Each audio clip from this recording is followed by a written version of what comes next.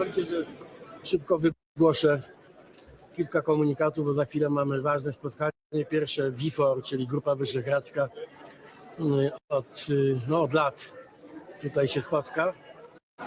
Dla mnie to jest ważny moment, ale oczywiście żyjemy sprawami krajowymi. Po pierwsze, z wielką satysfakcją odczytałem list sekretarza Hegzeta dotyczący tej potencjalnej stałej bazy amerykańskiej w Polsce. Ja jestem optymistą, ale nie spodziewałem się aż tak szybkiej i tak pozytywnej reakcji na nasze decyzje o przygotowaniu Polski, takim pilnym przygotowaniu Polski do organizowania stałej bazy. Ta odpowiedź nie jest jeszcze ostatecznym rozstrzygnięciem. Sekretarz Hegzet uczciwie mówi, że potrzebne są jeszcze detale i kolejne ustalenia, ale jesteśmy chyba na bardzo dobrej drodze, aby uzyskać właśnie tę decyzję o stałej amerykańskiej bazie, co radykalnie zmieniałoby to poczucie bezpieczeństwa i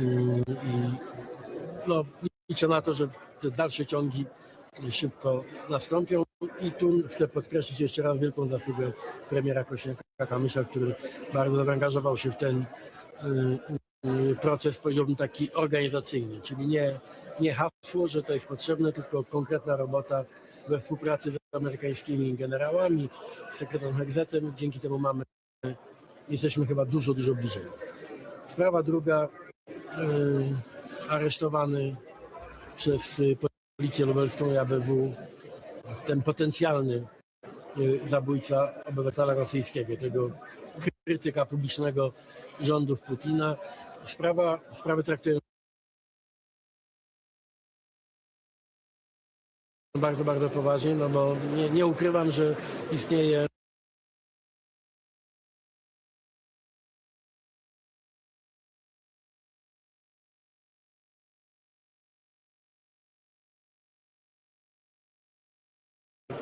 podejrzenie, że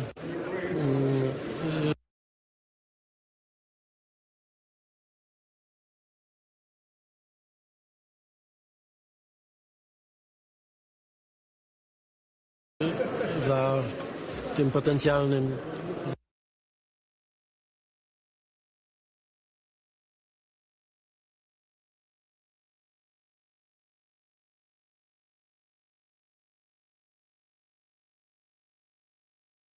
zabójcą są zleceniodawcy. Nie muszę nikogo przekonywać, że ta obawa dotyczy ewentualności państwowego terroryzmu. Znaczy to byłby pierwszy przypadek, nie w Europie, bo mieliśmy do czynienia w Europie z takimi przypadkami, ale w Polsce byłby to pierwszy przypadek zabójstwa na zlecenie polityczne ze strony obcego państwa. Mówię, to są na razie hipotezy, ale musimy je bardzo poważnie traktować. Trzecia sprawa, najbardziej ostatnio emocjonująca, czyli Szpital Południowy. Jak Państwo wiecie, podjęliśmy decyzję, ja bardzo jestem zdeterminowany, żeby sprawę wyjaśnić do samego spodu, niezależnie od tego, kogo będą dotyczyły te ustalenia. Mamy, tak jak powiedziałem, zapowiedzianą kontrolę NIK, mamy prokuratora w tej chwili w Szpitalu Południowym, mamy audyt zlecony przez właścicieli szpitala, czyli samorząd warszawski, prezydent Trzaskowski i zarząd miasta wydał w tej sprawie oświadczenie. Chcę bardzo wyraźnie podkreślić, że mamy te trzy wymiary i we wszystkich tych trzech sprawach ja będę naprawdę zdeterminowany bezwzględnie. Po pierwsze działania młodego lekarza, który de facto potwierdził nieprawidłowości. Mówię o jego decyzji o zwróceniu pieniędzy, to jest prawie 5 milionów złotych, a więc zakładamy, że ta decyzja związana jest z jego świadomością, że działał niezgodnie z prawem i przepisami. Tak jak wiecie, oczekiwałem od niego natychmiastowej rezygnacji z członkostwa w koalicji. Złożył też mandat radnego. Będzie też dalszy ciąg, jak się domyślacie, bo prokuratura działa. Ten problem tego konkretnego przypadku trzeba będzie wyjaśnić, tak jak powiedziałem, niezależnie od tego, kto korzystał z tego mechanizmu. I wszędzie tam, gdzie będzie naruszenie prawa, będą nie tylko konsekwencje prawne, ale też polityczne. Nie jest moim zadaniem zgadywać, kto i czy ktoś korzystał z usług tego tego lekarza, kto złamał prawo, ale jeśli takie fakty nastąpią, będą także konsekwencje polityczne. I trzecia sprawa systemowa. Trzecia sprawa, czyli tak, żeby uniknąć tego typu zdarzeń w innych szpitalach, bo wiemy dobrze, ja nie chcę tutaj na nikogo wrzucać takiej domniemanej odpowiedzialności, nie o to mi chodzi. Ale dobrze wiemy, że tego typu praktyki, a więc znajomości w szpitalu, to niestety jest od lat codzienność. I będziemy szukali różnych sposobów, aby ograniczyć do absolutnego minimum zagrożenie tego typu nadużyciami. To jest kwestia i przyzwoitości, i sprawiedliwego dostępu do usług medycznych. To jest też kwestia prawna. No chcemy uniemożliwić tego typu operacje. To jest też bardzo ważne dla polskich lekarzy. Ja już widzę, że narasta taka fala, żeby uderzyć w zawód lekarza. To jest absurd. Widzę też całe stado genialnych pomysłów, ale większość z tych pomysłów mogłoby przynieść efekty złe. Na przykład ograniczenie dostępu do pomocy lekarzy. Mi bardzo zależy na tym, żeby bezwzględnie, współpracując z lekarzami, ze środowiskiem, wyeliminować nadużycia, także po to, żeby lekarze, którzy ciężko pracują, dużo pracują, mogli uczciwie dużo zarabiać. Nie pozwolę na żadne decyzje, które spowodują, że lekarze będą mniej pracowali, bo mniej pracy lekarzy będzie oznaczało mniejszy dostęp, dłuższe kolejki, więc sprawa będzie wymagała bardzo kompleksowego działania, ale będziemy tutaj też bardzo konsekwentni i te ograniczenia, jeśli chodzi o nadużycia i przesadne kominy płacowe, to jest coś, z czym się uporamy w najbliższym czasie. Jak się domyślacie, jestem nawet tu w Brukseli w stałym kontakcie z Ministerstwem Zdrowia, także z prokuratorem generalnym i jestem przekonany, że znajdziemy rozwiązanie, no, pod warunkiem, że będzie tutaj szersza koalicja wszystkich ludzi dobrej woli. Chcę też powiedzieć, i tu zwracam się także do wszystkich ludzi, którzy mnie wspierają, głosowali na mnie, nie mam mowy, żeby usprawiedliwiać złe rzeczy tym, że inni robili gorsze rzeczy. I prosiłbym, żeby nikt tego argumentu nie używał. To nie jest tak, że jak ktoś robił bardzo złe rzeczy, to jego następca może robić trochę mniej złe rzeczy. To nie wchodzi w rachunek. Ale też wszystkim chciałbym zwrócić uwagę, bo słyszę czasami takie argumenty, a oni się nic nie różnią od PiS-u. Proszę Państwa, taki bardzo... Yeah, tell me, Karan, what? In the hustle and bustle of daily life, we often forget things. Uncle! But it feels respiratorów, chociaż za czasów PiS-u nie się tym nie zajął w sensie prawnym, to on awansował. Znaczy, gdyby rządził PiS, to ten młody człowiek ze szpitala południowego został pewnie wiceministrem. Bo jak się rozhulała ta sprawa respiratorów, to Cieszyński z podsekretarza stanu został sekretarzem stanu, a na końcu pełnym ministrem. A jak wiecie, sprawa jest w toku w prokuraturze, sprawa respiratorów i tych nadużyć, no, z którymi wszyscy wiążą oczywiście także nazwisko ministra Cieszyńskiego. Mówię o tym dlatego, bo zero tolerancji dla tych, którzy robią złe rzeczy i to jest ta zasadnicza różnica. Ja nie pozwolę, żeby ktoś się czuł uprawniony do robienia złych rzeczy tylko dlatego, że poprzednicy robili gorzej. Także tę sprawę, chciałbym, żeby to wszyscy zrozumieli. Nie będzie żadnego usprawiedliwienia. Dzięki. Ja muszę... Z prezydentem Zełenskim będzie czasowy porozmawiać. Słuchajcie, ja będę do waszej dyspozycji, właśnie jutro będę miał więcej informacji o przebiegu i efektach tej rady, ale teraz zaczynamy pierwszą od lat grupę wyszehradzką tutaj w Brukseli, jak się domyślacie, dla Petera Madziara, ale dla mnie też to jest taki moment wyjątkowy, bo bardzo chcę odblokować też tę grupę, ponieważ mamy parę rzeczy wspólnych do załatwienia w Europie. Wybaczcie, nie chcę się spóźnić, ale będę do waszej dyspozycji. Dziękuję.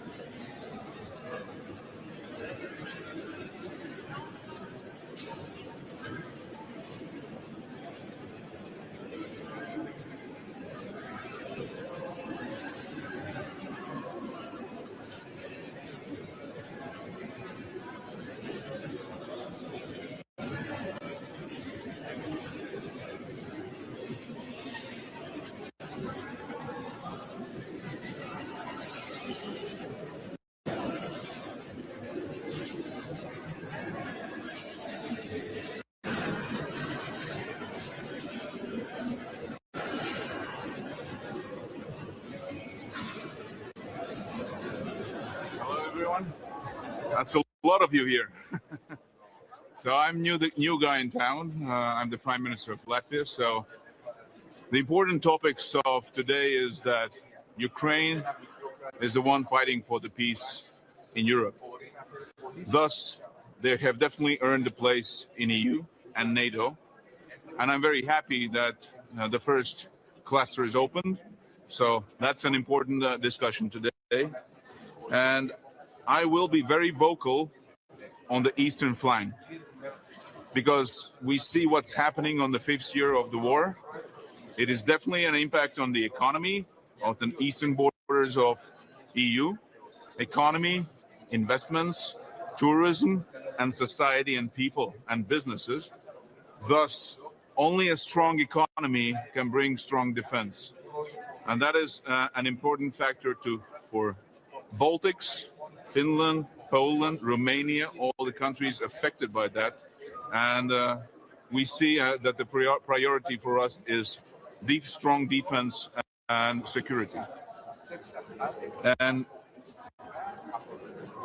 Latvia invests 5% already today in defense, but that is not enough to keep Europe safe by only us. The border of Latvia is EU's outside border, so that means that all the EU countries. Bro, I think I might start running before my mom does. Dude, my mom's fitness plans are like bedtime stories. Pure fiction, bro.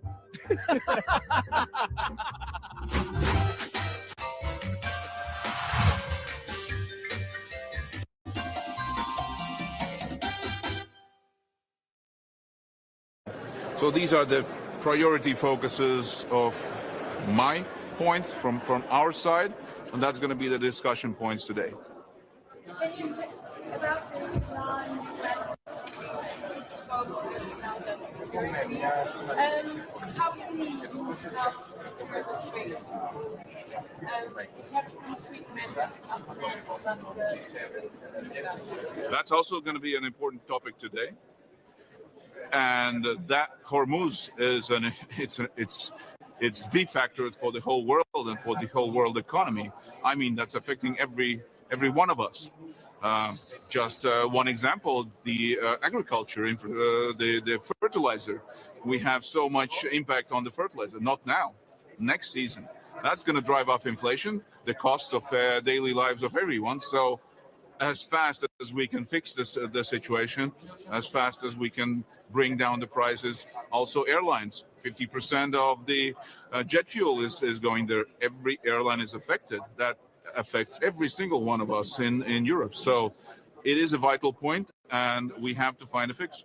Prime Minister, has this cabinet had any contact with the Kremlin at table level?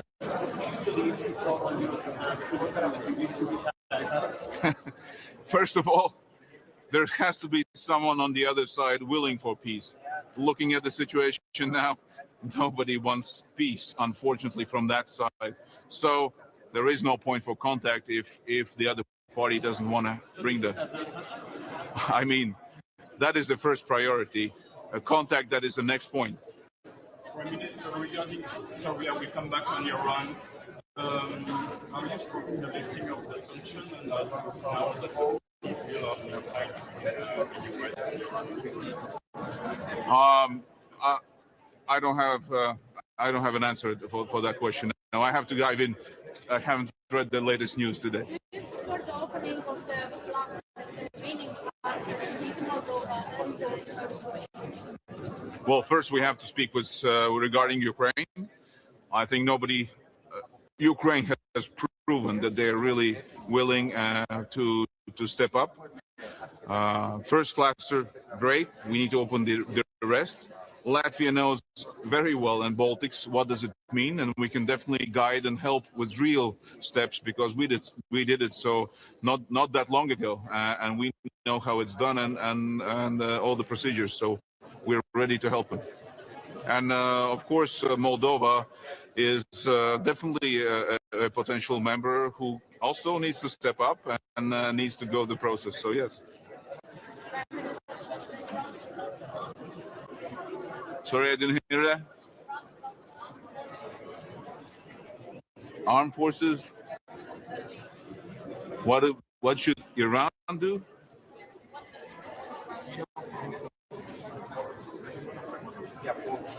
I didn't get fully the question.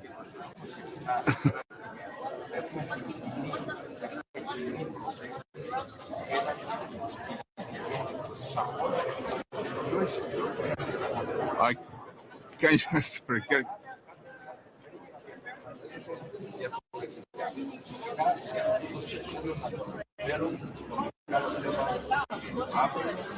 aiding Ukraine? Well, it has to last as long as it can be possible in order to stop the war.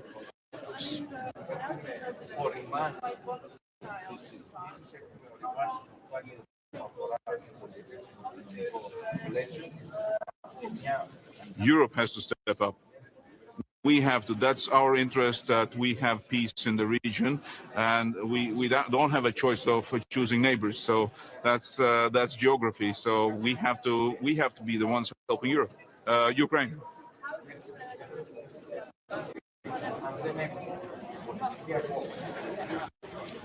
I think Latvia and Baltics and the countries in Nordics are pure example that we understand how important it is to support Ukraine, because they are fighting for us, for our lives, and for our safety, and that's exactly what the other countries should do. Yeah.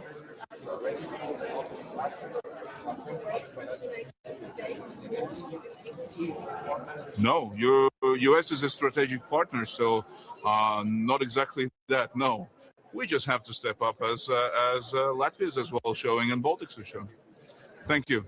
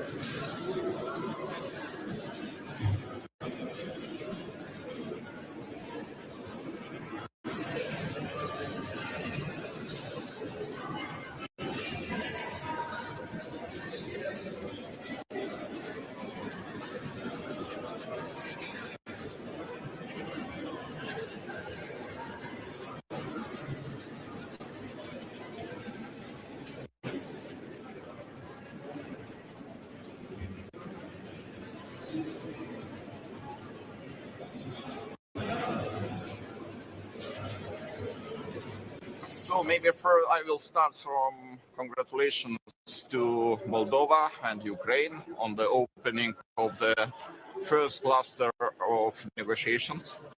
I hope that they will be able to open all remaining clusters as soon as possible, actually in July. This is my hope, and Lithuania, as you know, is a country which supports the candidate countries and front-runner countries in Western Balkans and Moldova and Ukraine, and we would like to see them becoming the members of European Union as soon as possible. It's also a very important topic of Ukraine today, because we see that Ukraine is prevailing in this war. We see more and more evidence that the war in Ukraine is coming closer to Russian population. Actually, what is happening right now in Moscow, it's a game changer in this war, because Russian population will start to realize that this is not about watching the war on the TV screens, but this is about the war on their own soil. And Ukraine is producing huge number of drones. Ukraine is doing very well in strengthening the defense industry. And I think it's very important in this concrete stage of the war. Questions?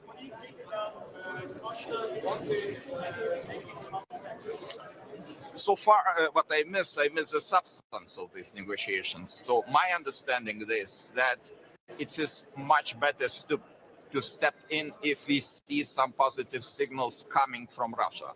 What does it mean, positive signals? Showing that Russia is willing to start the peace negotiations, or at least they are willing to for the ceasefire. So far, I do not see any positive signals from Russia. So my question is what we want to achieve. If there will be some changes in the and the situation will be more positive. Of course, Ukraine should be represented at the negotiations table, but again, I think it is much better to have one Europe, one voice.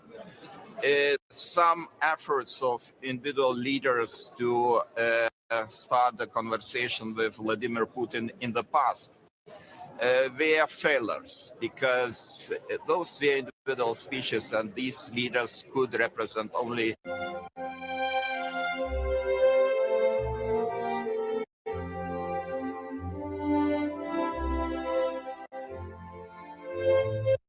will be the case. Do you think Europe can push Russia to withdraw its troops? Of course, we have some instruments to push Russia, first of all, by supporting Ukraine. And I am really glad to see that we have the resolution of the problems with 90 billions, and we have European Peace Facility problem resolution. So we have to support Ukraine to do it in more consistent way. And on the other hand, we have to push Russia by implementing 21st package of sanctions. It's very important to touch not only the banks, not only the shadow fleet, but also the energy sector, Lukoil, Rosatom. So far, we are not able to get to this point. And this is my appeal to the colleagues, to the leaders, that we have to do more in order to make larger pain for Russia. There is now a US-Iran agreement. Do you think it will hold? And also, do you think how does the EU have to support security constraints? Of course, Europe should be there. Of course, Europe should support United States activities in this part of the world. And Europe is interested to see this crisis solved. We see what might be the negative impact on the instability in Hormuz Strait, the higher oil prices, the tensions, inflation. And on the other hand, I think we have very useful lessons to draw.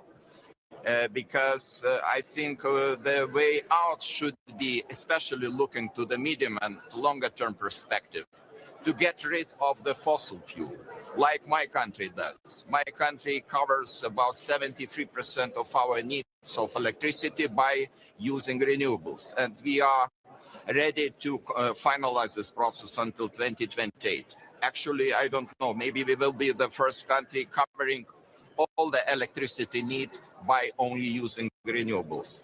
And this is a way, I think, this is an option for Europe too.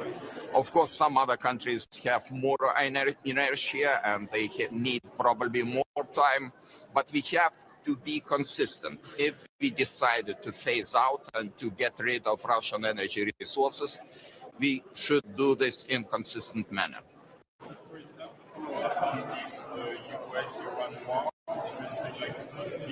Are you in favor of lifting European sanctions against the Iranian regime? Until this deal is not stable and we need to achieve the sustainable peace, sustainable agreement. So now we have preliminary agreement, which does not mean that we solve the issue for the longer term. If the deal will be done and will be on the table, of course, I think there will be a right moment to change this. It is really a good question. I don't have the answer because right now I see quite considerable differences between the countries regarding the volume, regarding the ambition of the next budget, regarding the financial sources. And of course, for me, as a representative of the eastern flank country, it's very important that the focus is also turned towards the security of the and protection of external border of European Union on the east. And this is not the case right now. I think we need longer discussions. We will start those discussions tonight. And I hope it's still possible. It's ambitious, but it is possible to finalize the negotiations until December of this year. If not, it would mean that the negotiations will be over during the presidency of my country of the Council of European Union. So we are ready to take this challenge, but I think we are all interested that this deal on next MFF is done earlier. Yes, as you rightly mentioned, next year will be the year of elections. A lot of elections in many countries, and of course the process will be complicated by the fact that those elections are coming. Thank you. Thank you. Good luck.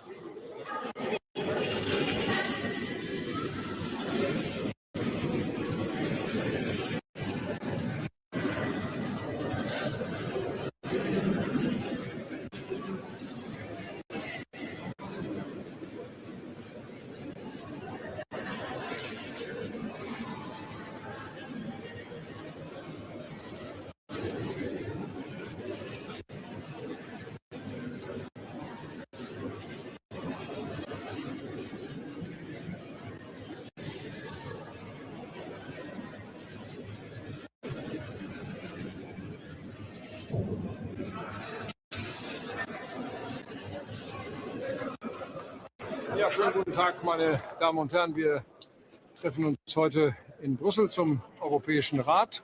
Ich bin sehr dankbar, dass wir nach einem erfolgreichen G7-Treffen in Evian die Beratungen über die europäischen Themen heute fortsetzen können. Das wichtigste Thema aus meiner Sicht ist und bleibt die Wettbewerbsfähigkeit der europäischen Industrie.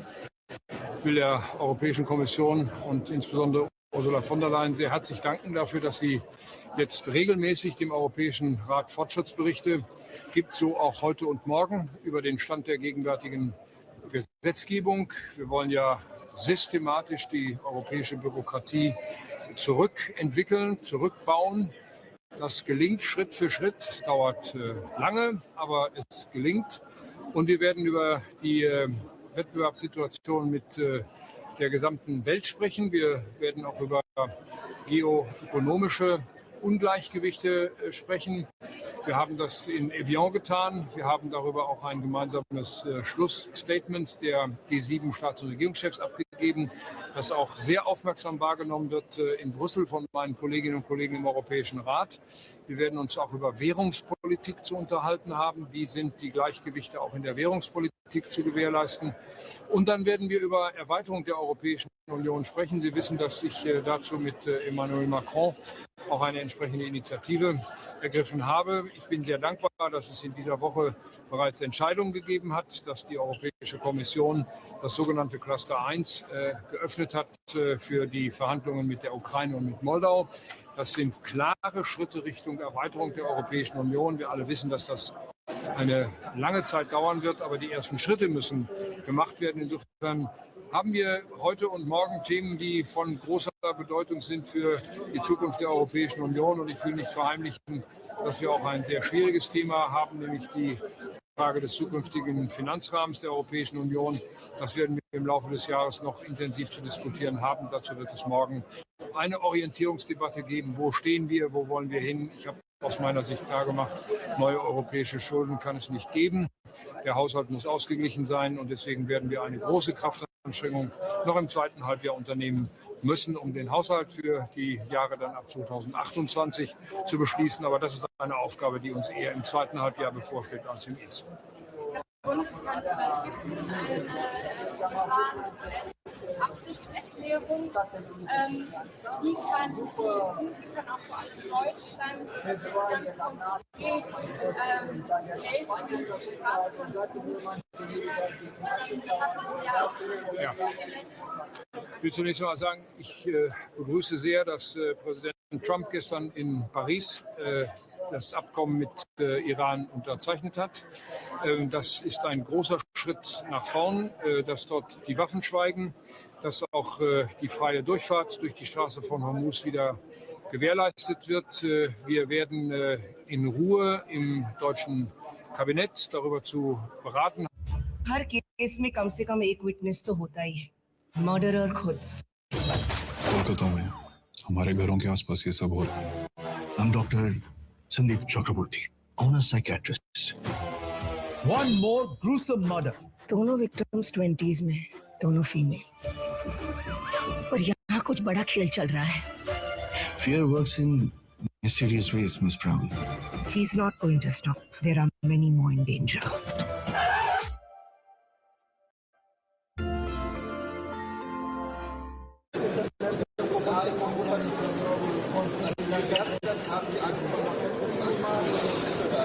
Wir wissen, dass die amerikanische Regierung seit der Neufassung der amerikanischen Sicherheitsstrategie ihre Truppenpräsenz auf der ganzen Welt überprüft. Das gilt auch für Europa, das gilt auch für Deutschland. Wir wissen das seit vielen Monaten, dass das so ist. Deswegen haben wir ja auch immer gesagt, dass wir auch die Verteidigungsfähigkeit Europas stärken müssen. Wir unternehmen große Kraftanstrengungen, uns selbst zu stärken. Wir tun das aus Deutschland heraus, wir tun das zusammen mit den anderen Europäern. Wir haben hier eine sehr gute Koordinierung, eine sehr gute Abstimmung mit den europäischen NATO-Partnern. Das geht über die Grenzen der Europäischen Union hinaus. Ich bin dankbar, dass wir das mit Norwegen, mit Großbritannien intensiv diskutieren. Wir stärken die europäischen NATO-Staaten, wir stärken den europäischen Pfeiler der NATO. Wir wissen, dass wir mehr tun müssen und wir tun es.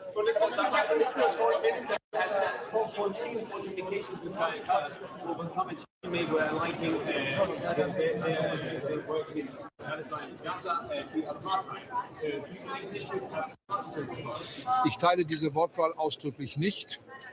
Und wir werden auch darüber zu sprechen haben. Aber das ist ein Thema, das noch im Europäischen Rat ausführlich diskutiert werden muss. Aber noch einmal, diese Wortwahl teile ich ausdrücklich nicht. So, vielen Dank.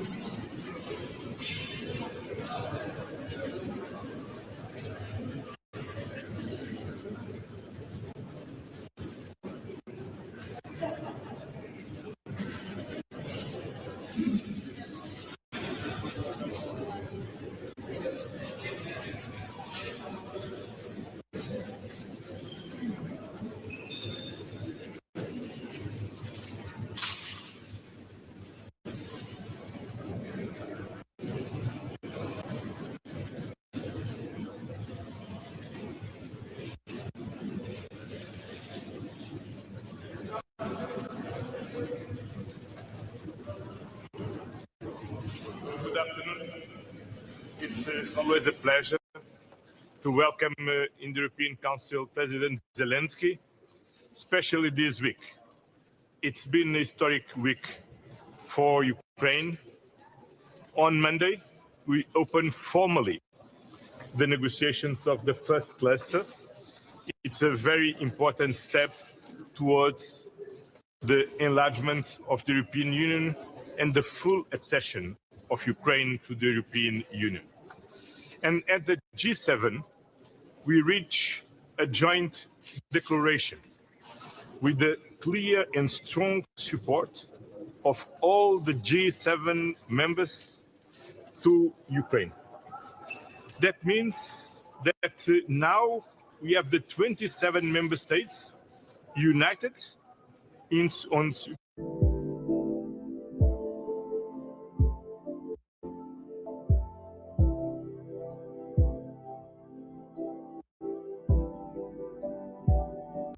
States and our partners from Canada, Japan, UK, all of us are working together to continue to support Ukraine. And that's the reason at the G7 we take a decision to put more pressure on economy wars of Russia in order to reduce their ability to pursue the war against Ukraine. And then we are living a new momentum in our way for a just and lasting peace in Ukraine. Welcome, Volodymyr. Thank you so much. Yes, I also want to join those who congratulate Ukraine for opening the first cluster. This is a big step forward. Congratulations. Thank you so much. And you deserve it because you've been working so hard to move forward, to do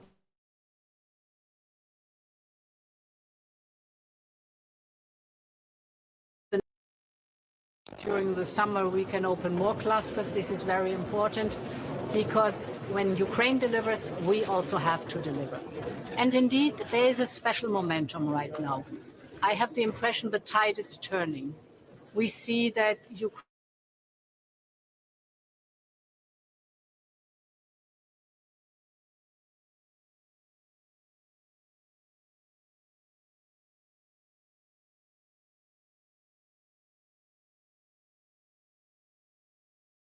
how much Ukraine is already integrated in the work of the European Union and moving forward.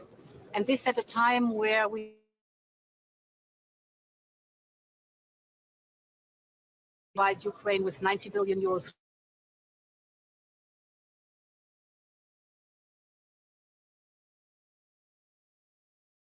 years. So also to give a very strong message to say we're going to be by your side for as long as it takes. Russia, on the other hand, the economy is suffering. The fact that Russia has shut down the internet, closed Telegram, for example, speaks for itself because Russia is again rising an iron curtain, but now it's a digital iron curtain on their people.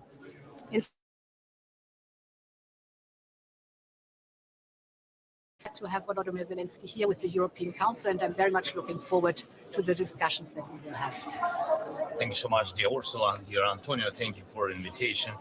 Dear journalists, I agree with both presidents, and for us it's really a great moment for Ukrainians. Yes, the first cluster was opened thanks to all the leaders for the unanimity. At least unanimity is great, absolutely. The first cluster fundamentals. Today we will, of course, we will discuss 5 next very important, also historical steps for Ukraine, 5 next clusters. The second point, absolutely, we will, I think, share with all the leaders G7 meetings, and that was also important, the support for Ukraine, the air defense, how to prepare for the winter, and how to pressure Putin. That's great. Also, we had unanimity during G7 how to be strong and how to push Putin to dialogue, to ceasefire, to end this war. And I think that all these topics we will discuss today. Thank you. Thank you. Okay. Thank you.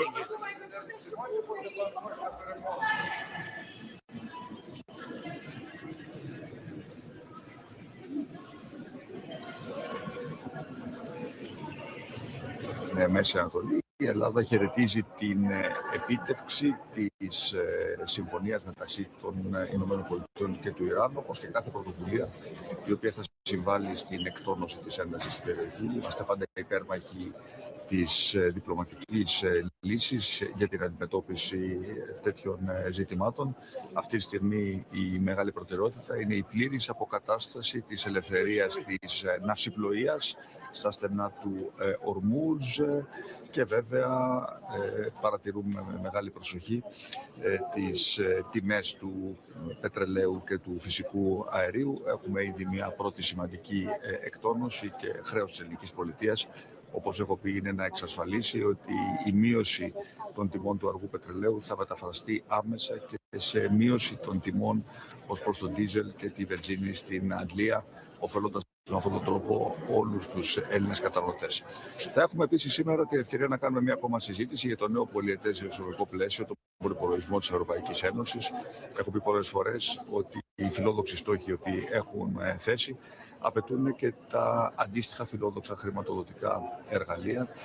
Η Ελλάδα, όπως και πολλές άλλες χώρες, θα αγωνίζονται για τη διαφύλαξη του πυρήνα των δύο βασικών ευρωπαϊκών χρηματοδοτικών εργαλείων, που δεν είναι άλλα από την πολιτική συνοχής και την κοινή αγροτική πολιτική.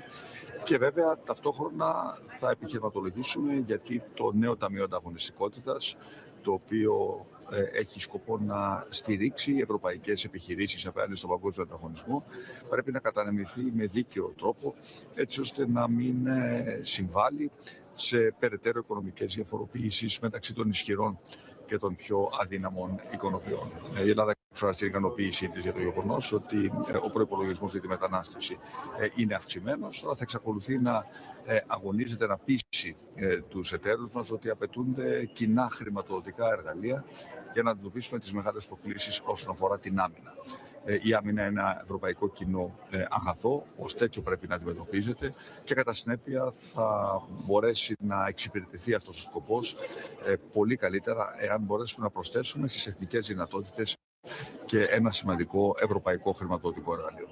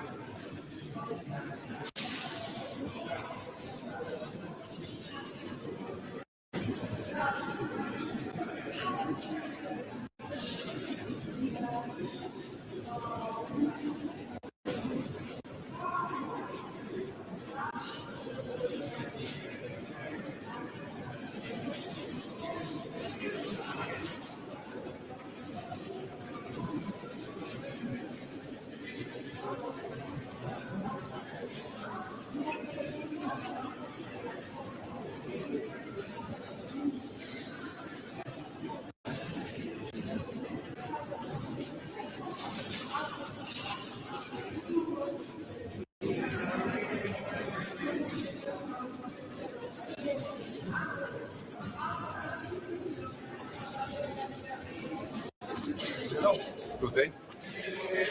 Two topics to this council. The first one is about security and Ukraine.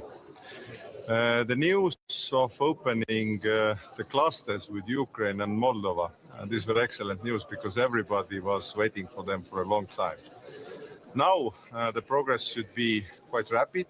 Hopefully all the clusters will be opened quite soon, hopefully even this summer, because this kind of enlargement and tempo of enlargement means that Europe will be stronger, not weaker. We need new members, we need new capabilities, and we need new members in our club. That means also the progress with Montenegro and hopefully onwards. Second topic is about MFF. As you know, this will be also a hot topic as the weather here is, but hopefully it will be decided to the end of this year, as Antonio Costa has high hopes for that, and I'm keeping also my fingers crossed for that. On Estonian position, I would say that we support the modernized proposals. For us, the most important topics are the protection of eastern flank, different kind of new threats, different kind of connections. It also means critical infrastructure and connecting Europe facility and so on.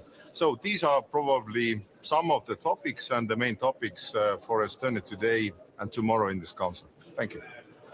There's Iran-US agreement reached. How can the EU?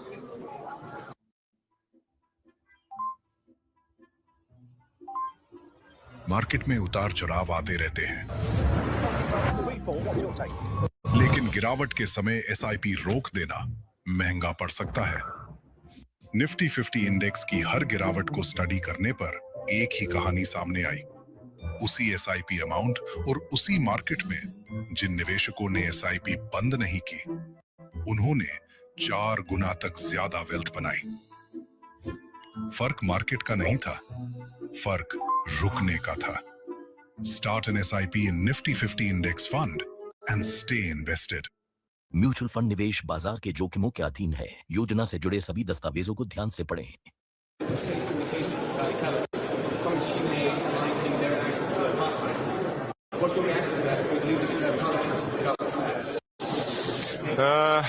I hope this will be resolved between friends because Kaja Kallas has publicly also said that she is representing European Union's position and that should be accepted as this. And hopefully Israel understands that the rule-based world in Europe is probably the best friend of them. And as everybody knows, we usually support Israel in standing up for their own interests. But hopefully this will be resolved as among the friends. Did you say that you believe that is the EU's point of view that is committing the harm? No, I would say that what Kaja Kallas has openly and publicly said on Twitter, that is European Union's position. Thank you. Prime Minister, we come back from Iran. Now we have like a deal between the US and Iran. Are you supporting the lifting of the European sanctions against the Iranian regime? Look, I would say that every lifting of sanctions and each time we talk about lifting different kind of sanctions, it needs to be based on certain this kind of changes in policy and action. That meaning, for example, with Russia, everybody is also talking with lifting sanctions at one point. But if you are lifting sanctions that are put in place for certain reason, there should be some change, and on that you can change the sanctions. So I would say that we'll see. Everything is quite fresh, as we understand that this treaty is coming up to open, and still the negotiations are ongoing. So we'll see how it goes.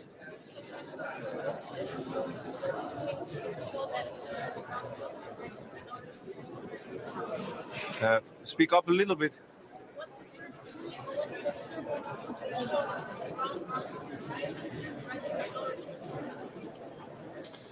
That usually can be achieved through many means that Europe has. Europe has usually the means of diplomacy, this kind of pressure, and also this kind of access to European market and goods and so on.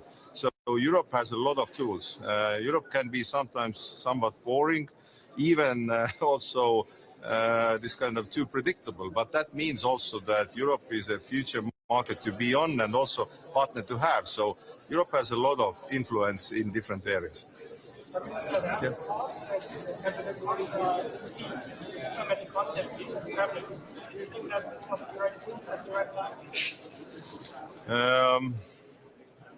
I would say we just had the NBA meeting in Tallinn. That means Nordic and Baltic countries. We had on VTC Emmanuel Macron, the French president, and also President Volodymyr Zelensky, Ukrainian president. And there, Ukrainian President Volodymyr Zelensky's message on the press conference with us was quite clear. The negotiations can be only between Ukraine and Russia, and they should be on Ukrainian terms. So if somebody wants to help Ukraine, you should be behind Ukraine, helping Ukraine to be in a stronger position. Costa has done that by sanctions, by helping with money-wise and so on, what everybody in Europe does. And also you should keep the pressure on Russia because, to be honest, in cognitive warfare, in which Putin was quite strong at certain moments, they are not doing well. They are losing people, 35,000 of their own soldiers each month, 35,000. Can you imagine? This is something unimaginable, tragic. At the same time, they are lacking fuel. They have deep strikes coming from Ukraine. The cognitive warfare and this kind of distortion of Putin's this invincible image is also there. So we should keep the pressure on, not to give the menu to Putin from which to choose to whom to talk. This should be on Ukrainian terms, backing up Ukraine, pressuring Russia. This should be the game plan. Thank you. Thank you.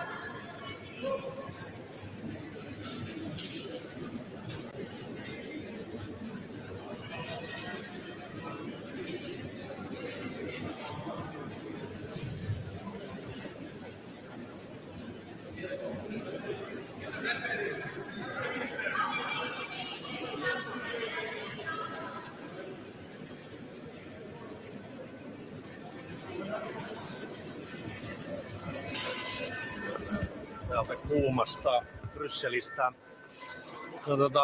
Painava lista, mutta jos aloittaa vähän maailmantilasta, niin ensinnäkin nyt orastava rauhansopimus tuli taukoon tuolla Iranissa, Lähi-idässä, niin se on tietenkin erinomainen uutinen ja toivotaan, että sitä pitää tukea.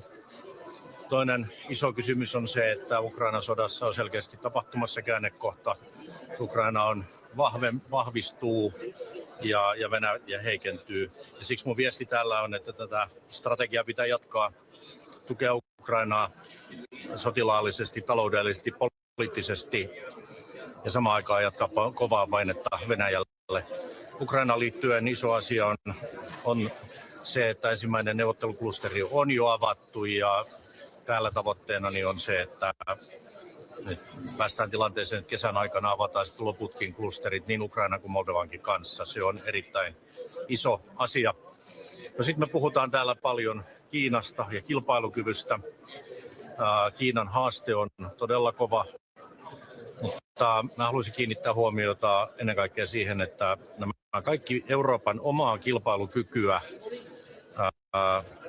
koskevat uudistukset, joita on nyt paljon pöydällä, niin ne pitää viedä maaliin. Et se on ainut kestävä tapa kuitenkin suhteessa globaaleihin markkinoihin tai Kiinaan, että meidän oma kilpailukyky on kunnossa. Ja se tarkoittaa sisämarkkinoiden uudistusten loppuunvienti, se tarkoittaa pääomamarkkinaunionin rakentamista, se tarkoittaa byrokratian purkamista ja lisäksi se, että näistä strategisista kilpailukykytekijöistä ja riippuvaisuuksista kilpailukykytekijöistä pitää pitää kiinni ja riippuvaisuuksista pitää päästä eroon tai vähentää niitä. Ja siksi aion tehdä esityksen siitä, että me näissä kriittisten riippuvaisuuksien kohdalta tehtäisiin tällainen tiekartta ja lähdettäisiin määrittelemään, että mikä on kriittistä ja mille tasolla ne pitää yhdessä painaa. Ja sitten viimeiseksi me käydään keskustelua MFF:stä, yhteisestä budjetista ja budjettikehyksestä. Siinä on nyt ensimmäinen. जब परंपराएं जगमगाती हैं, रिश्ते झिलमिलाते हैं, गहने ही दुल्हन पे चार चांद लगाते हैं। चमकी चमकी जो तू तेरी चमक से चमके दुनिया, रोशनी सुनहरी सी निखरी सवेरे से काले आसमां पे फिर कर जो सुलगती धूप जैसी चमकती शाम जैसी हर महफिल को सजाए बस वो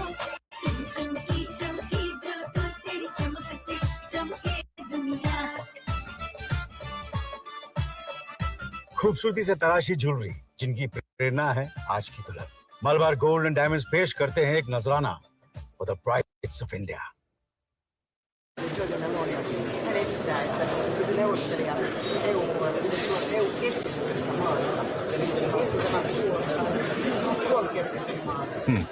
No, me ollaan hyvin aktiivisesti mukana siinä, että nämä neuvottelut pitäisi saada käyntiin ja että Euroopan pitää olla siellä edustettu tai olla neuvottelemassa. Ei voida neuvotella Euroopan asioista ilman Eurooppaa ja Ukrainaa koskevat ratkaisut koskee Eurooppaa. Me ollaan lähdetty siitä nyt, että kun E3 vetää tällä hetkellä tätä valmistautumista, niin me tuemme sitä, mutta samaan aikaan on sanottu, että niin kuin rajamaiden ja muidenkin Euroopan maiden näkemys ja edustus pitäisi olla olemassa. Mutta katsotaan, mihin tämä menee. Suomi on valmis tarjoamaan palveluksia, jos niille on kysyntää. No ei, käydään keskusteluja täällä ja katsotaan sitten sen jälkeen, mutta minusta nyt mennään ensin prosessiin ja sillä on tärkeämpää sopia, kuka puhuu, koska puhuu, mitä puhuu eli siinä kokonaisuuden yhteydessä sit katsoo myöskin henkilöä, eli itse asiassa sisältö on siis tärkeää. Kysyisin tästä Kiinasta. Mikä olisi tämän Suomen mielestä selkein yksittäinen konkreettinen keino, jolla voi olla alijäämää No se ei ole välttämättä yksinkertaisin, mutta kaikkein selkein on se, että oma kilpailukyky on kunnossa. Me jäädään jälkeen Kiinasta kilpailukyvyssä. Kiina menee edellä teknologioissa ja on siinä kaupassa hyvin tehokas ja aggressiivinenkin. Ja siksi meidän pitäisi löytää yhteinen kehikko tähän Kiinasuhteeseen, Kiinakauppaan ja EU pitäisi pystyä puhumaan suoraan Kiinan kanssa. Tämä väli ei ole tällä hetkellä tämä puheyhteys kunnossa. Yksittäiset maat on käynyt paljon Kiinan kanssa keskustelua. Me tarvitaan se yhtenäinen Eurooppa, yhtenäinen kehikko, missä lähdetään hakemaan ratkaisuja. Se ei ole myöskään Kiinan etu pitkällä aikavälillä, että se kauppatase on niin rajusti alijäämäinen. No, ei mennä yksityiskohtiin. Mä toivon, että me päästäisiin yksityiskohtiin tässä keskustelussa ja ennen kaikkea muodostettua se tahtotila, että me tarvitaan yhteinen Kiinapolitiikkaa ja myös kauppapolitiikan osalta Euroopalle. Kiitos.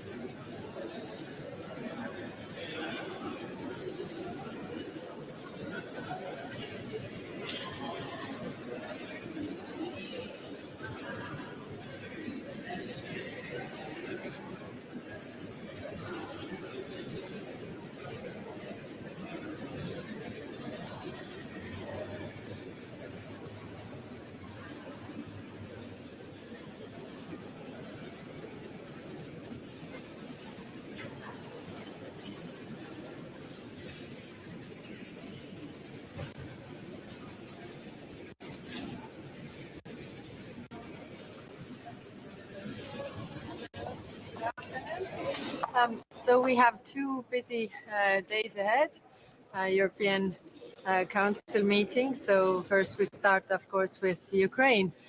We see that Russia is not doing well in this war, and we see that Ukraine is stronger on the battlefield as well as on the other issues. We were just talking in the Ukraine support group what more can be done to support Ukraine, but also pressure Russia so that they would sit down to a negotiation table.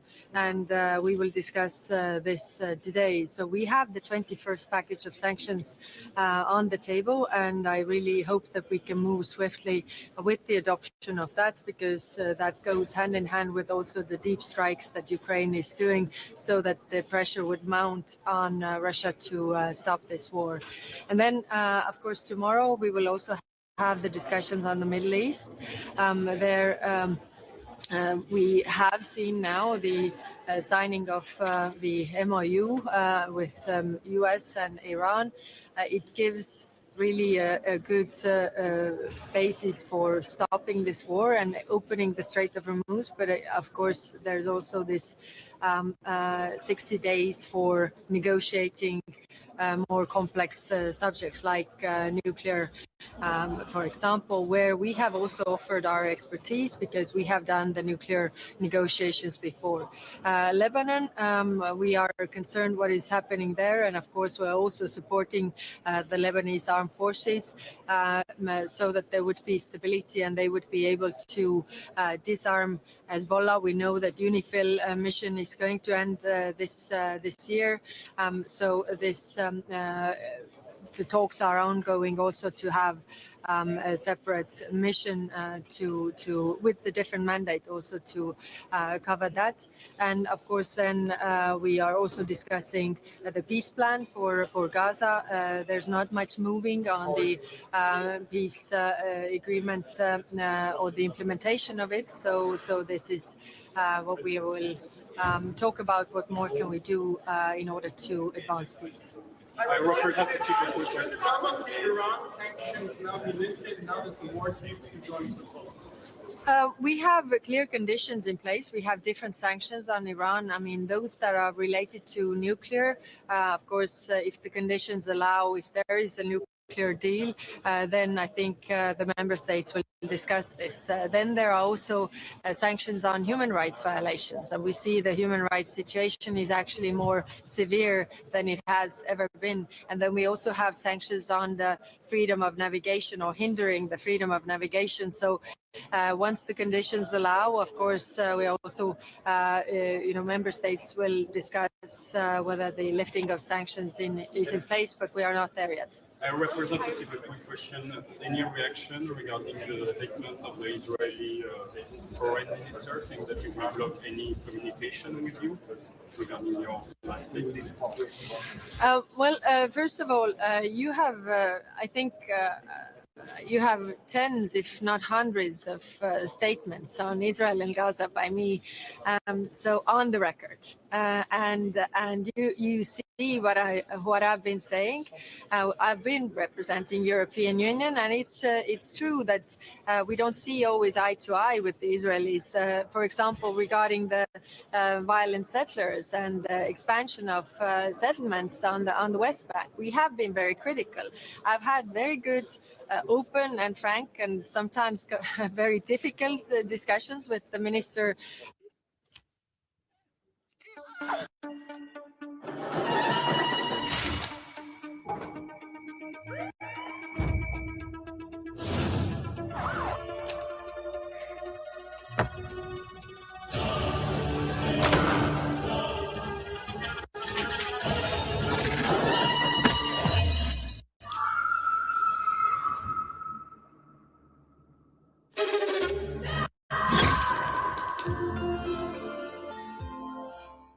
State solution.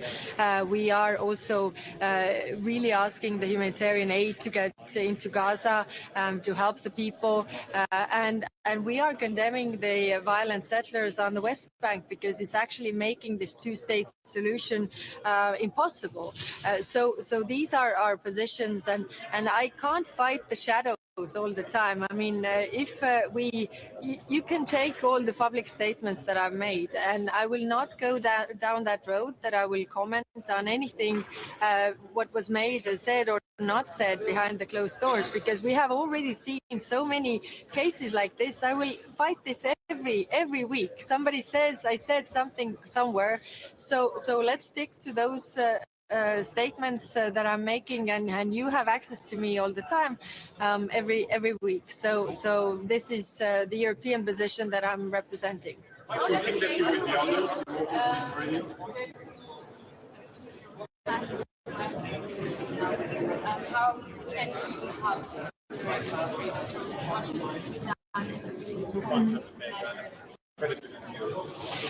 We have been discussing this with the defense ministers as well as the foreign ministers, and we have the Operation Aspides that is operating in the Red Sea, and now it actually has already the record number of ships that it hasn't had before. There's also the Coalition of the Willing of France and UK that is willing to help in the Strait of Hormuz.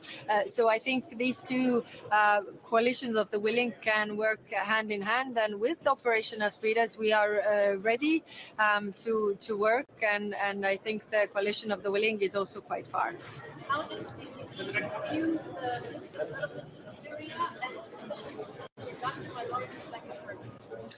and yes, we also are in constant contact with the Syrian authorities to stress that the rights of all groups represented in Syria have to be taken into account. And we know Syria is a very diverse community. We had the high-level political dialogue where we also were raising and also asking how can we help so that the constitution would reflect how the minorities or the groups in Syria are treated, and how they can actually work with the institutional build-up, because you need also for the protection, the judicial system that works, the police that works, accountability for that matter. And we are also working together with the regional actors who can do what to help Syria on this stable path.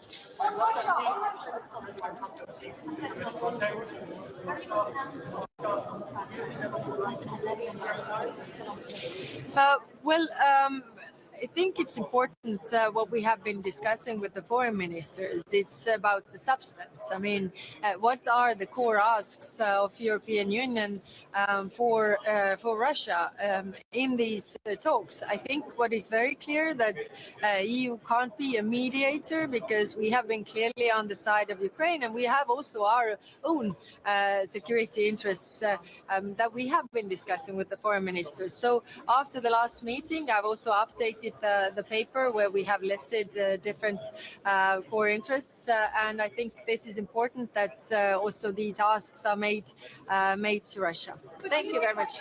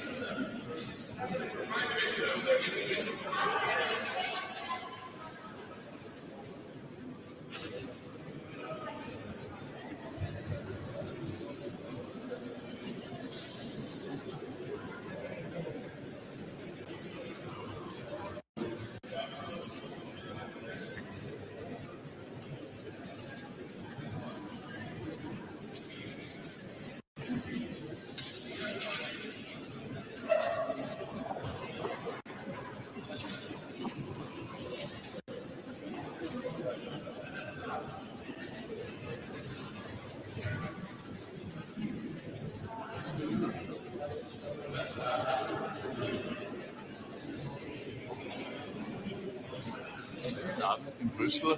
Die heutige und morgige Sitzung des Europäischen Rates wird sich vor allem dem Thema des mehrjährigen Finanzrahmens, des Budgets der Europäischen Union widmen. Wir haben ursprünglich einen Vorschlag vorliegen gehabt mit einem Volumen von etwa 2000 Milliarden Euro, bei derzeit etwa 1220 Milliarden Euro. Und aus dem sieht man, mit welcher Erhöhung hier die Kommission in die Verhandlungen gegangen ist. Es hat jetzt eine Reduktion gegeben, aber so wie die Erhöhung viel zu hoch war, ist die Reduktion viel zu wenig.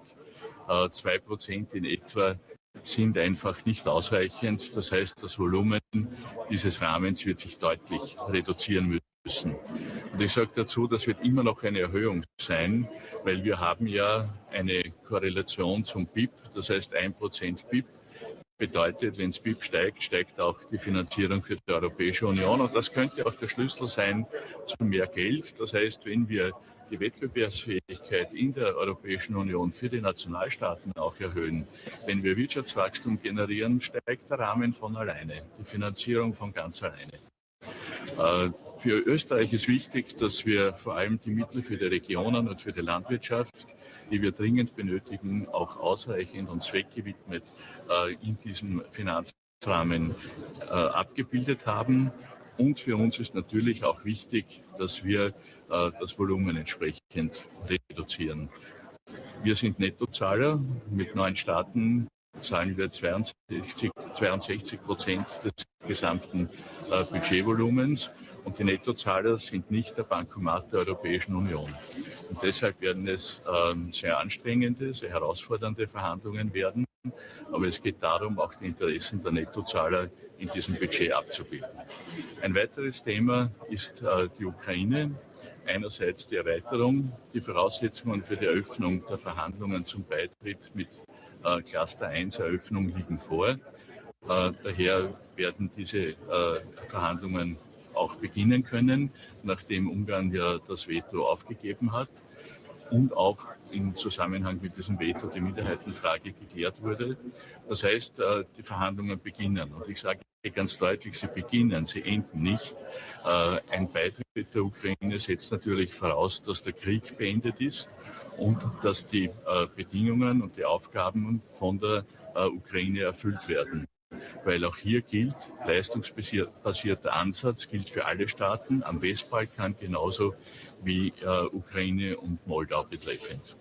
Das heißt, wir haben mit diesen 2 Themen schon sehr schwerwiegende und gewichtige Themen auf der Agenda, aber auch die Frage der Handelsbilanz, des Handelsbilanzdefizits mit China und wie wir mit China als Wettbewerber umgehen, wird uns beschäftigen, mindestens genauso herausfordernd, weil wir auf der einen Seite natürlich mit China dort kooperieren, wo es in unserem Interesse ist, aber andererseits auch diese Ungleichgewichtigkeit in der Handelsbilanz, 1 Milliarde Euro pro Tag Defizit ist etwas, was zum Handeln Anlass gibt, dass wir dieses Ungleichgewicht uns natürlich auch auf die Agenda nehmen müssen, um es zu beheben. Hier wird es darum gehen, vor allem gemeinsam und in Einigkeit einen strategischen Ansatz zu finden für die Europäische Union. Herr Bundeskanzler, ich würde gerne bei Russland beginnen. Was halten Sie denn davon, dass das Are you waiting for opportunities? Don't wait. Choose Amity University Online. Study while you work. Learn with AI-led tools and an industry-ready curriculum designed for today's jobs. Get dedicated career support and placement opportunities. EMI options available.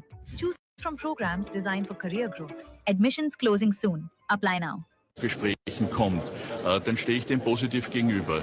Allerdings habe ich noch keine korrespondierende Antwort von russischer Seite. Ich habe nicht den Eindruck, dass Russland, insbesondere Präsident Putin, an den Verhandlungstisch kommen will, um eine Friedenslösung zu verhandeln. Ihre Reaktion zu ein paar von Ihren Kollegen hier wurden gefragt, was ist denn erstens die Reaktion zum neuen Iran-Deal und sollte man jetzt, wo dieser Krieg auch noch zu Ende geht, daran denken, die Sanktionen der EU gegen den Iran zu machen? Ich glaube, es ist zu früh, über eine Lockerung der Sanktionen nachzudenken, weil wir erst sehen müssen, wie sich diese Vereinbarung in die Realität umsetzt. Aber es ist jedenfalls Anlass, vorsichtig optimistisch zu sein, weil es eine Verbesserung der Situation zuvor als zur Situation zuvor ist. Man sieht es auch an der Entwicklung des Ölpreises. Also ich bin vorsichtig optimistisch, aber es wird noch viel zu tun sein, um tatsächlich in eine dauerhafte Lösung zu kommen. Eine Frage noch zu China. Die EU hat ja ein ziemlich zweideutiges Verhältnis zu China. Können Sie uns sagen, ist China für Europa ein Kooperationspartner oder ein systemischer Rival? Wo sich Interessen überschneiden, können Kooperationen natürlich auch stattfinden, sollen weitergeführt werden. In dieser Weise ist China ein Kooperationspartner. Auf der anderen Seite sind wir natürlich systemischer Rivale, weil wir auch unsere Interessen gegen China durchsetzen müssen. Dazu braucht es einen strategischen Ansatz. Den sollte die Europäische Union gemeinsam und geeint entwickeln. Eine letzte Frage noch zum Budget. 2 Billionen, das letzte war 1,2. Das heißt, wo musst du ungefähr nachkommen, damit Österreich den Nettozahler eben zum Spiel kommt? Was kann man dazu sagen?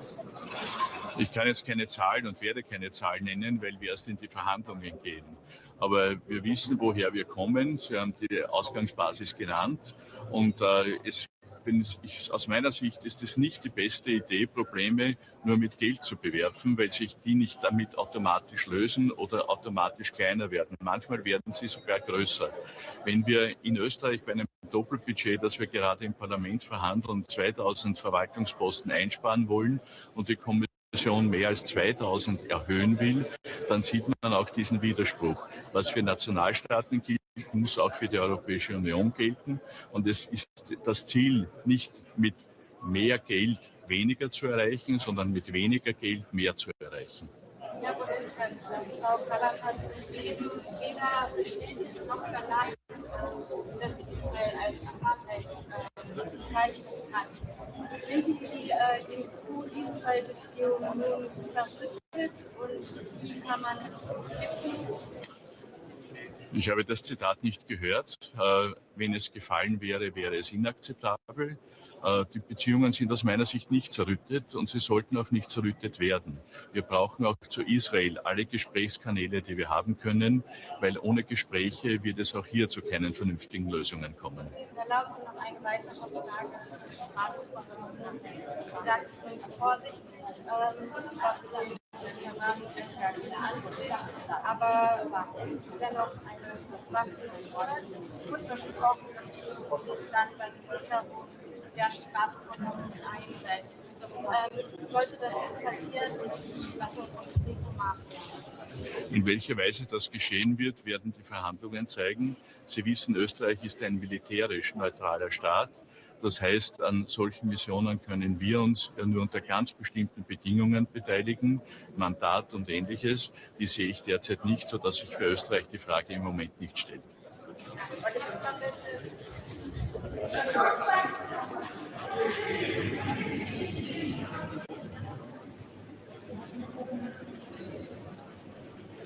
In Ungarn haben wir ein eindeutiges Ergebnis gezeigt. Ungarn hat sich für einen pro-europäischen Weg entschieden, für einen konservativen, aber pro-europäischen Weg. Und ich habe auch schon die Gelegenheit gehabt, mich mit dem Premierminister von Ungarn, Peter Magyar, in Wien zu treffen und auszutauschen. Und ich bin sehr optimistisch, dass dieses Wahlergebnis auch in der Europäischen Union sich positiv auswirken wird. Dankeschön.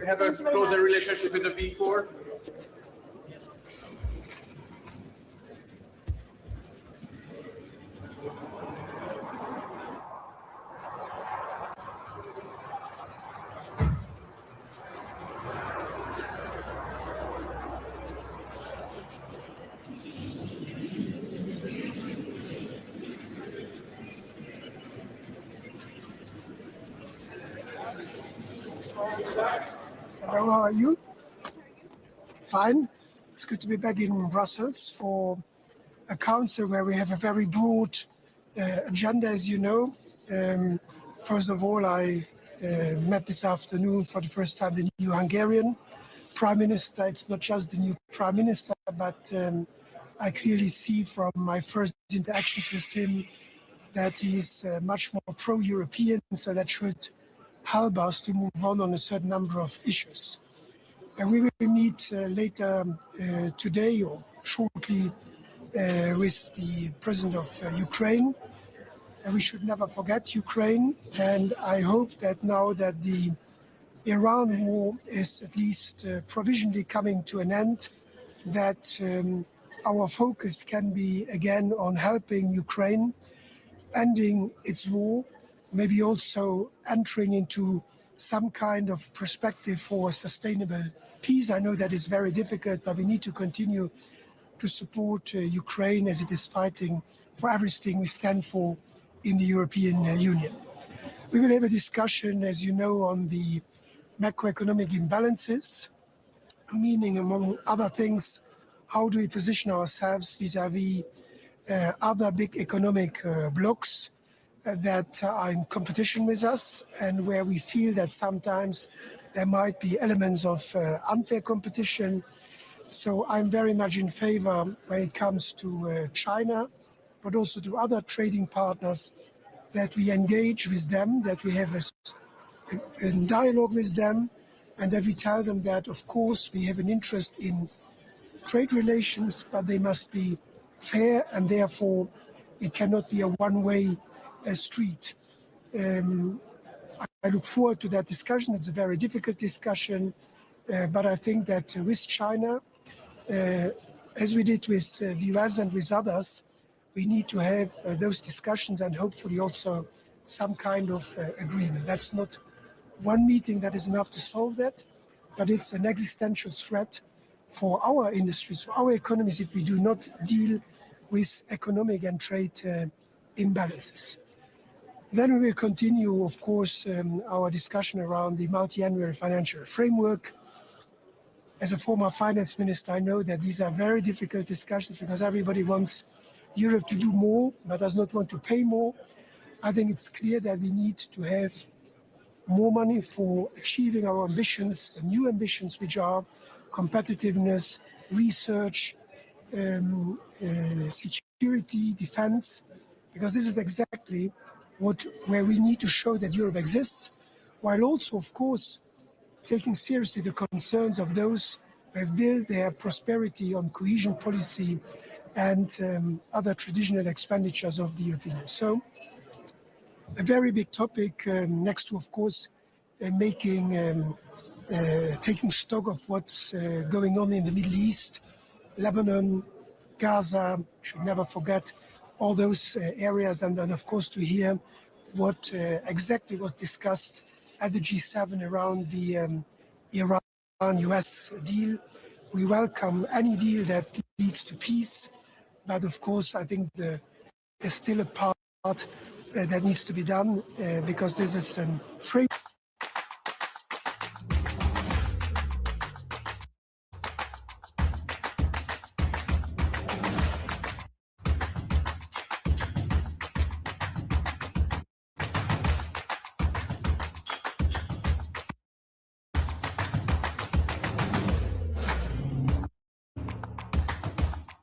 Wir haben ein natürliches Interesse daran, dass es erstens Frieden in der Region gibt, Stabilität und dass die Straße von Hormuz wieder geöffnet wird, weil von dort kommt so viel Energie, so viel Dünger und andere Produkte, die den Rest der Welt braucht. Das hat einen Einfluss auf Europa, auf unsere Bürger, und deshalb glaube ich schon, dass es richtig war, dass Frankreich und Großbritannien und einige andere diese Initiative gestartet haben, um diese Straße abzusichern. Natürlich muss das geschehen, nachdem der Frieden dort gesichert ist, aber soweit ich das als Luxemburger beurteilen kann, macht es ganz klar Sinn, dass wir uns auch da einbringen, soweit das auch technisch möglich ist.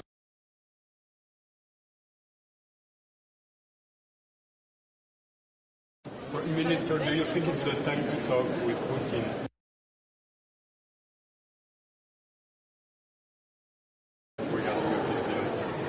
We know that Costa.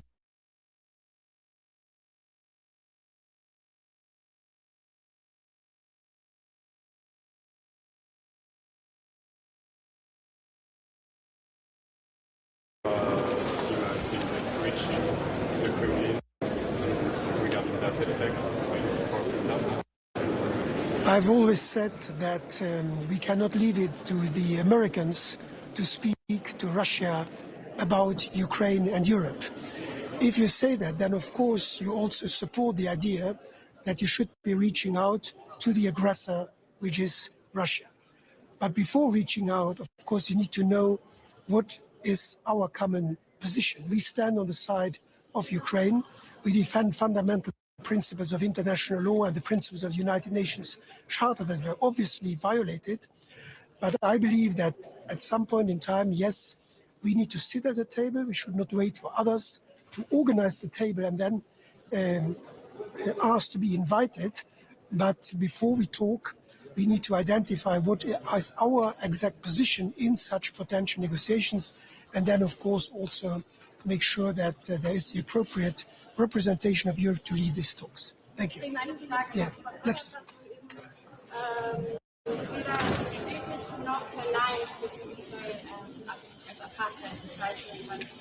Sind die Beziehungen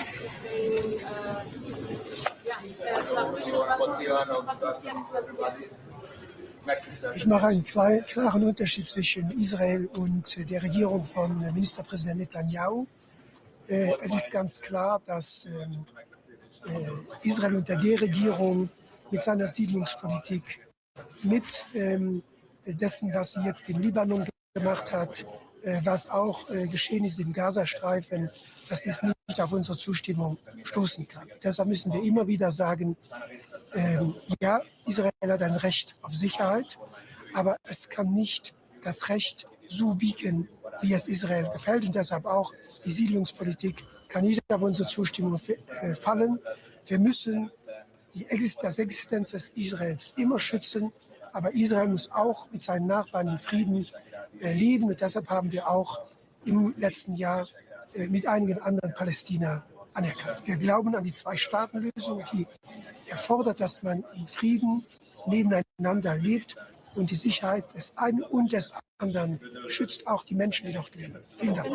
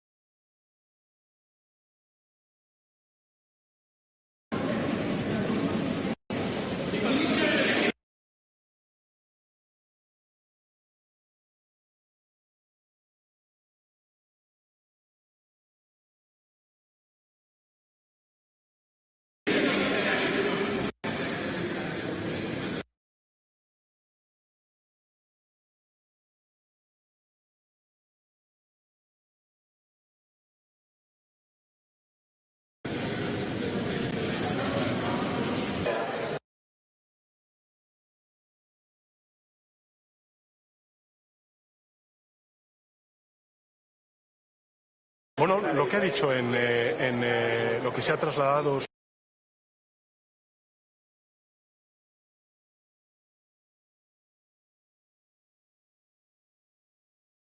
sobre este asunto es lo que se conoce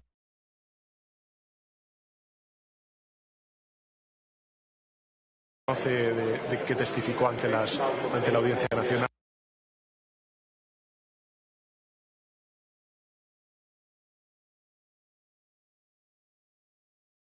Y no tengo nada más que añadir al respecto, ¿no?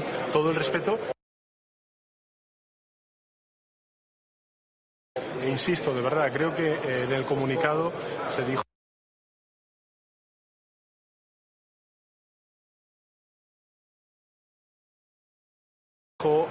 lo que nosotros como organización, como Partido Socialista,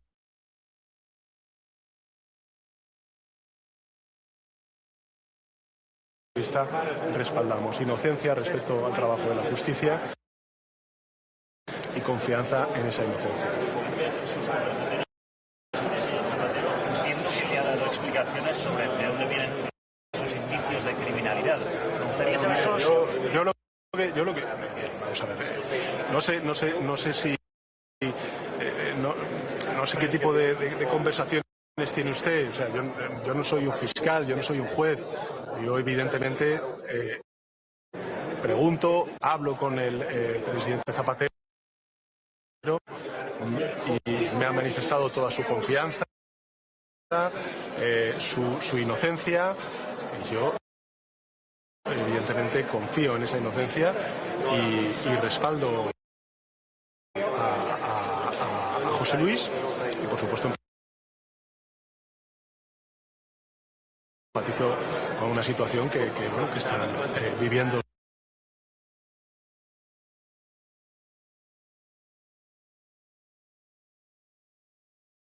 su familia difícil y que necesita, pues lógicamente, del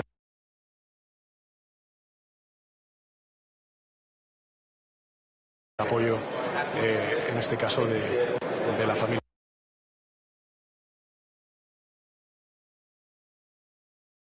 socialista.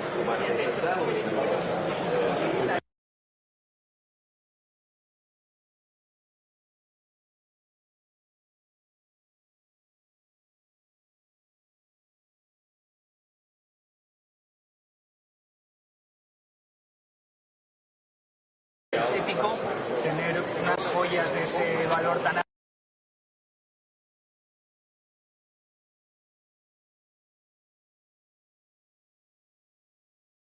alto sin haberlas declarado previamente. Bueno, yo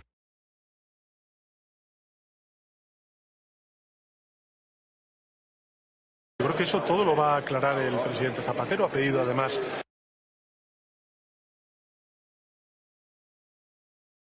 tiempo para poder aclarar esta cuestión. Insisto, muchas veces cuando hablamos del respeto al Estado de Derecho también tenemos que hablar de esto. Tenemos que hablar, uno, del respeto a la justicia y, en segundo lugar, también el respeto a la presunción de inocencia que tiene, al derecho a la presunción de inocencia que tiene todo ciudadano. Los que, a ver, hemos recibido, por supuesto, todos los presidentes de gobierno regalos. Algunos, créame, Raúl, que es que ni sé cuáles son, porque evidentemente son cosas que no se dan cuando uno está bilateralmente con el líder de ese país. Son regalos que evidentemente se hacen por esa representación institucional y por el reconocimiento a la amistad que en este caso tiene ese país con España. Pero bueno, son regalos, a ver, yo creo que también hay que ser conscientes de que la España de 2007 no es la España de 2026. Ni la legislación de hoy es la legislación de 2007. Por tanto, bueno, yo creo que afortunadamente en esto también pues, se ha legislado, se ha regulado y bueno, vamos a esperar a ver en las aclaraciones que haga el presidente Zapatero al respecto, ¿no? Bueno, yo creo que ya he respondido mucho, ¿no? Mañana, es que si no, si queréis mañana hacemos otro canotazo y no hacemos rueda de prensa. Venga, chao.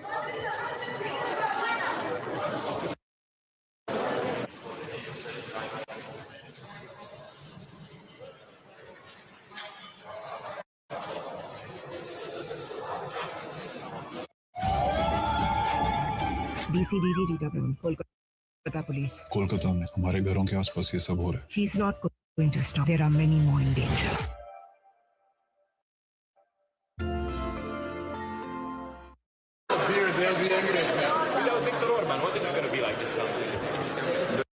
It's democracy. We have Peter Majar now. What was your reaction that he lost the elections in Hungary? We respect the will of the Hungarian people. And what do you expect from Peter Majar? When it comes to Europe, constructive approach. When it comes to bilateral relations with Croatia, I think with a new phase of improving our relationship. We are ready for that.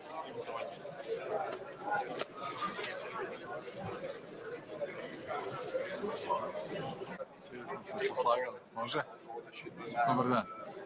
Evo, danas još jedno redovito lipanjsko Europsko vijeće tijekom boravka u Briselu. Jučer smo imali najprije vrlo konstruktivan sastanak sa glavnim tajnikom NATO-a, gospodinom Ruteom.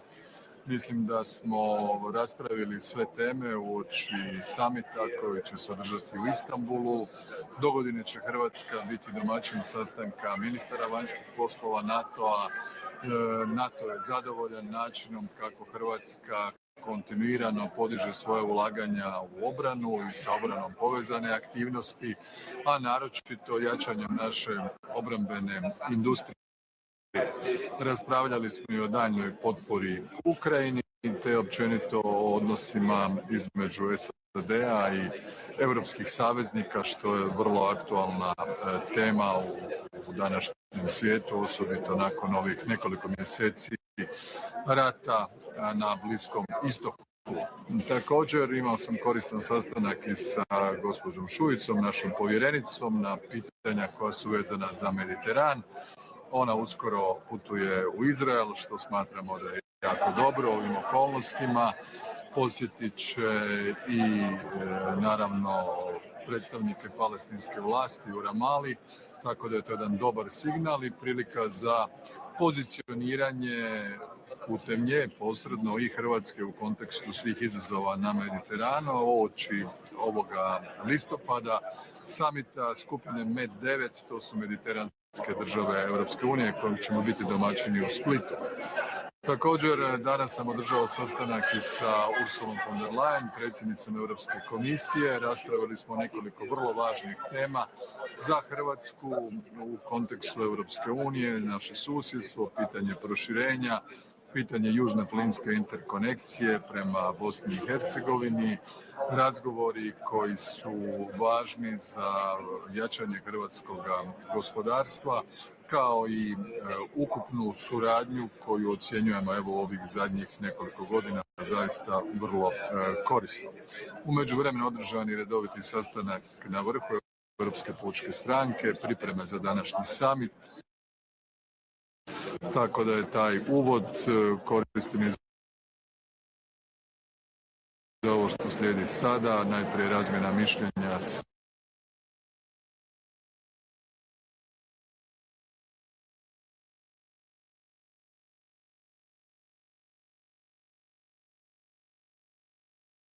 sa predsjednikom Zelenskim, čestitati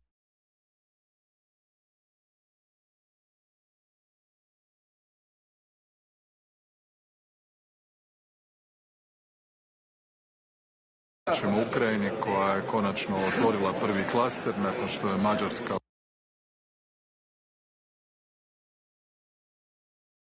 povukla dugo godina državnu blokadu, što je jako dobro. I oni i Moldavija, to je bilo u ponedjeljak.